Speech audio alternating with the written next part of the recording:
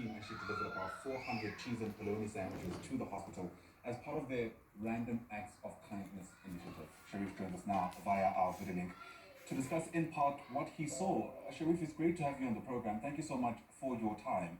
Take me back to that moment when you received this message from someone working at Chris Hani Baragwanath Hospital asking for assistance. What did they say to you? Thank you for having me. Yes, so it was on Monday evening. We got notice from people from Ghana that and there's a shortage of food and patients who are going hungry. Some people were rationed. That was the message we got, that they were rationed with food.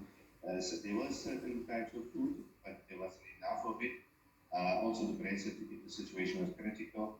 So what we decided was we spoke to a few people at Ghana. We then decided we'll try and do ward to ward. We don't know what the situation is there, so we prepared sandwiches and we got a few hundred loaves of bread to this place there.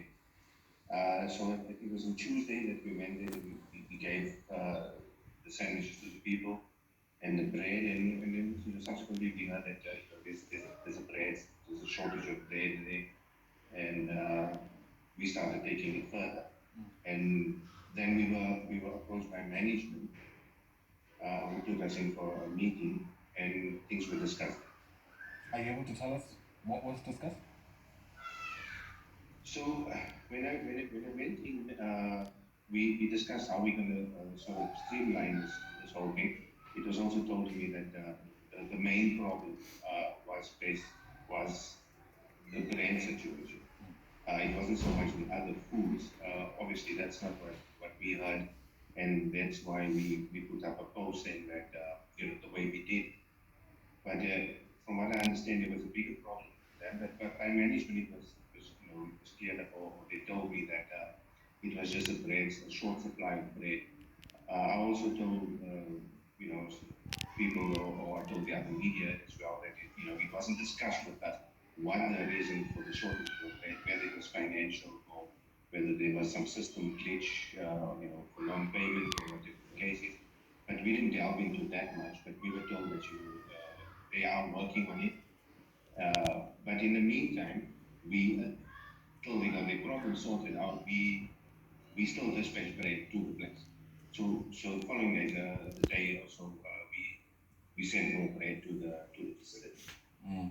And Sharif, are you able to tell us, I mean, from what you know, I appreciate that you don't work at the institution, but from what you were able to see, are you able to gauge the kind of patients that are being prioritized for this bread? Because I'm also not quite sure how far the 400 sandwiches go, but in a context where not everyone can get a sandwich, of course you have to decide who gets and who doesn't. I've recently seen a tweet from the hospital saying that bread was a preferential thing. So I don't know how that fits into the system of things. But when we went there with the sandwiches, I know there was doctors, nursing staff that came there wanting 20 sandwiches for the awards, 10 sandwiches for the awards. So that 400 was dispersed with as many wards as we could possibly reach out to. I was also told that there's 2,600 patients that are in the facility at any given time, roughly. So we went there with 400 and we gave to whoever came forth and took the sandwich. I don't think at that time everybody knew that we'd be coming to it. And there was also a little bit of red tape that we needed to pass through, which eventually we sorted out with management. And if you were able to get sight of the hospital itself, are you able to describe to us the kind of conditions that it's in? Because the food issue, I understand, is just one of plenty other issues that are currently plaguing Bara. Honestly, I went there. I am aware of the waste issue. I went there.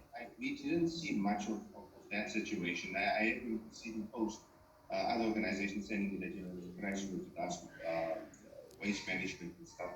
But it looked pretty okay. The only thing that seriously looked concerning was the food issue to us, to me at that point. Because,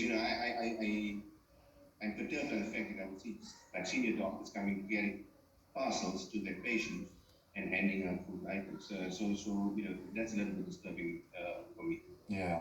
Speak to us about this Random Acts of Kindness initiative, which I imagine made this possible for you. And as you do that, are you anticipating that Borough is going to continue needing your help in the days ahead? Or is this issue now sorted, at least from what you've been told? Okay, firstly, we're monitoring the situation closely. So we are in contact with with personnel and people there at the hub, just to see that that food is given to the people. I mean, we've been assured that they have their house imported.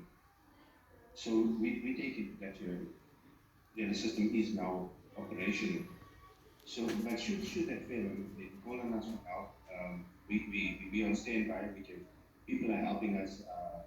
I've had numerous calls from a lot of people, and thanks to the press and the media as well as is that through all this we've managed to raise funds to sustain this program. So we there on standby should anything fail. With regards to the random act of kindness, it started off in a small way. It was during the COVID times. Driving along the streets, seeing the shelters, seeing how people were hungry. We started a small drive where we started making sandwiches and giving it to people saw what we were doing. And funds came in, and it grew to a point where we were giving 2,000 to 3,000 sandwiches. We did a lot of work with government structures as well. We worked with Doctors Without Borders, other disaster management. So we've grown like that. It was initially myself and a good friend of mine was passed away, and obviously this town has been a tribute to him, Muslim Lene. The two of us started this, and we grew into a point where people just gave, and we helped as much as we could. Sure. And when it came to this situation, it was very easy to reach people because we had a sort of a network and a database. And we called on them, and people opened their hearts and they started giving. So our team has grown since then. Aslam Le's daughter, Azra Le, Rubna Musaji, Yusuf Dokrat, all of them who are people that do work in the community have joined us. And we are where we're sitting now, and it's been great trying to assist people and making a difference. Good on you for the good work that you're doing, and condolences to you and your family about the passing of your friend. Thanks so much for speaking to us. Really do appreciate it. Sharif Khan, part of the Random Acts of Kindness initiative, but also just, I guess, one of the South Africans doing the good work of stepping in when help is needed. In this case, helping out with the food supply issues at Chris Hani Baragwanath Hospital. More news for you on this Sunday.